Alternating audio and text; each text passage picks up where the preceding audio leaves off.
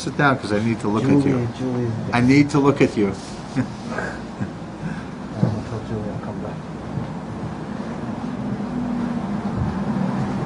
Now we know that the Medrash says that malachim is malachim mamish.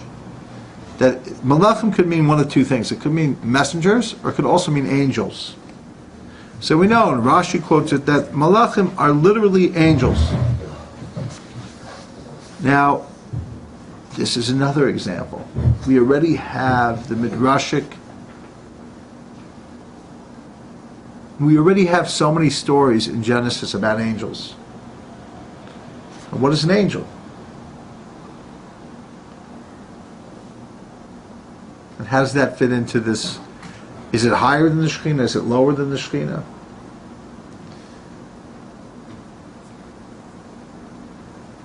What about us?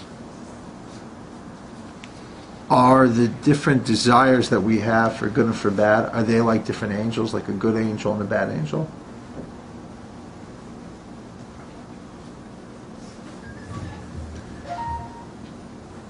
What about conflict between Jacob and Esau, which is what this parsha is focusing on? How do you appease wickedness? Is there ever a time for negotiating with terrorism, with terrorists? Do you ever give a little something to the dark side? This is a question that the Zohar spends a lot of time, a disproportionate amount of time dealing with.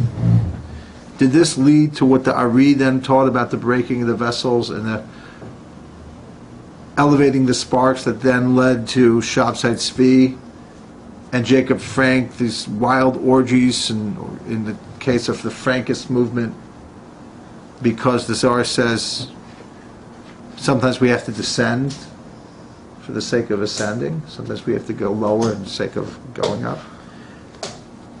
I'm going to show you what the Zohar says today. The safeguards the Zohar builds in, and I'm going to explain to you how the Zohar is trying to both put this idea out there and then take it back for this very reason. But of course it's too tempting to just let it be a theory that applies in very specific cases. But you can't blame the Zohar for it.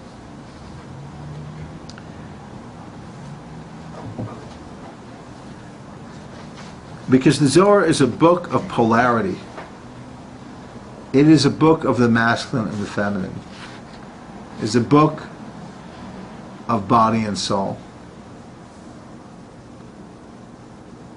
Of the Yetzer Tov, the Yetzer Hara, the right, the left, Chesed, Gvura.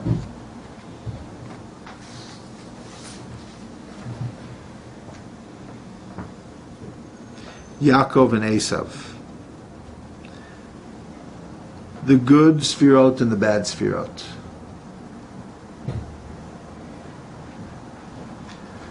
Vayishlach Yaakov Malachim. Rabbi Yehuda Pasach. Rabbi Yehuda started with a verse. Ki malachav yitzav alach l'shmarcha b'chol derachecha.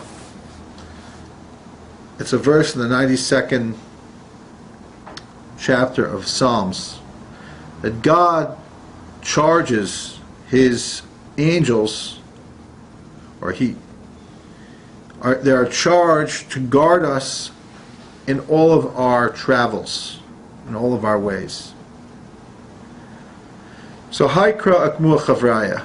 This verse was discussed, was studied by the Chavraya. That's the reference to the group of the students were called the Chavraya Kadisha, the holy group of Rabbi Shimon. The Habishaita de Barnash Asi Alma Miyad is damin behadei Yetzer Hara. Because at the time that a person is born and comes into this world, right away within them is found an inclination, a selfish inclination. We call it Yetzer Hara, inclination towards bad. Diu mikatrik le'levarnash tadir, which it tempts us constantly. The problem is it tempts us and then it also judges us. And then it kills us. And it's also Zohar that says that. Here it doesn't go that far. That's because what it happens is it metamorphosizes. It's almost like you first begin with the Yetzer Hara for something, and then it becomes an addiction, and then it kills you. That's one way of understanding it. It metastasizes. It starts as a harmless thing, you know.